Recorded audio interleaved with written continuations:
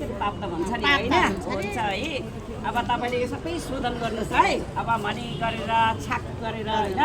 पहिला बुझेर गरियो अथवा मजबुरीले गरियो होइन दुःखले गरियो दुःखले गराउन खेतीपाती हुँदैन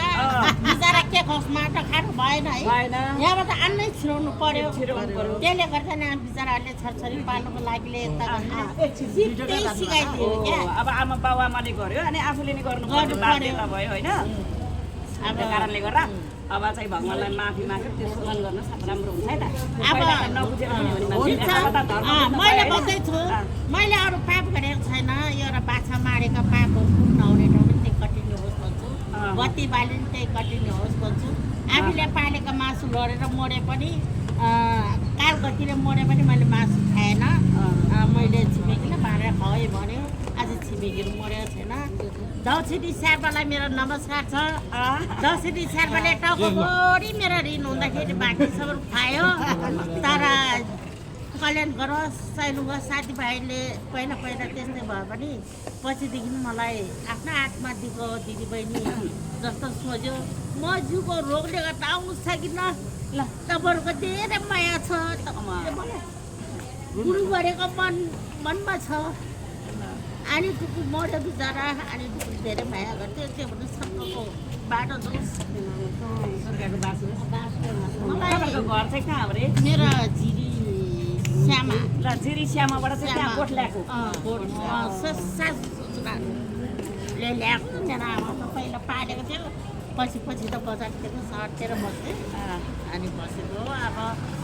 सबैलाई चिन्नु भयो त हाम्रो गाउँले दाजुभाइ दिदीबहिनीले ल दौछिरीलाई धेरै सम्झाएको छ अरे हाम्रो दौछिरीजीलाई अनि त्यहाँदेखि हाम्रो दावा सङ्घलाई चिन्छ तपाईँले कति वर्ष चिन्छ मैले त भयो होला अहिले त 15-16 वर्ष दावा सङ्घ त मेरो नाति हो नि त दावासँग चिन्छ अब 15-16 वर्षमा उनीहरू सानसानै थियो अब हामी ठुलो बिहा पुगिसक्यो अब बोल्छ हाम्रो लट्टी आन्टीको मेरो बुढाले पुरा भयो गाउँले दिदी भेटेर मेरो लट्टी सार्पिनी लक्ष्मी मेरो बुढाको नाम पास्टेन्जी शेर्पा लट्टी दिदी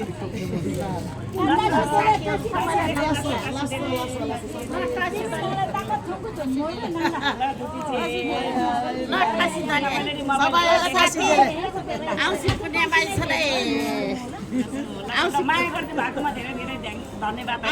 औँसी कहिले कहाँ आयो भने यसलाई भेटौँला है तपाईँलाई कति भेट्नु मन थियो हाम्रो के अरे केसीआर भने आँखा चस्मा लाउने केसीआर भने कालो चस्मा लाउने भने गीत लाउँ भने के अरे डोल्मा दिदी आउनुभएको छ चरित्रमा है मलाई थाहा भएन अनि मेरा बधाईले पो डोल्मा हेलमा आएको थियो कालीचोक जाने अरे भन्छ ल म आउँछु भनेको त जाने हो अरे भनेर त मेरो बधाईसँग गएछ उसँग बसेर एक रात बसेर गफ गरौँला भनेर आउँछ त भन्यो अब यहाँ भेट्छ नि आयो भेटेपछि तपाईँ हजुरको फोन नम्बर दिनु एकचोटि भेट चरीकोट आएछ कि बिचरा अनि म त चरिङ्गेमा थियो दिदीको नम्बर त्यही फेसबुकमै हुन्छ उहाँले निकाल्छ मैले जान्दैन धन्यवाद खुसी लाग्यो नमस्कार छ सधैँ भेट्न पाऊँ खुसी हुन पाऊँ हामी सबैलाई सधैँभरि भेट्न पाऊँ लन्डनमा स्यामले चरीकोट मेरो बधाइनीको बधाईको बिहामा पनि भेटेर मैले खाता लगाइदिएको मेरो बधाईको बिहामा नै आएको अहिले चाहिँ कहाँ बस्छ अहिले टोखामा ए टोखाबाट आएको हजुर सँगै यस्तो मिली दर्शन गर्न हिँड्नुपर्छ क्या मेरो बधाईको बिहा पनि आएको अनि कसैले वास्ता गरेन कलाकार भनेर अब कसरी नचिन्ने त्यति कारण मैले चाहिँ एउटा खाता लगाइदिएको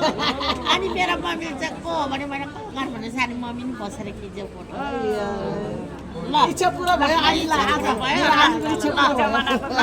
साथीहरू सबैलाई नमस्कार छ भन्नु मेरो दाजुभाइहरू सबैलाई मित्र छैनलाई ल सधैँ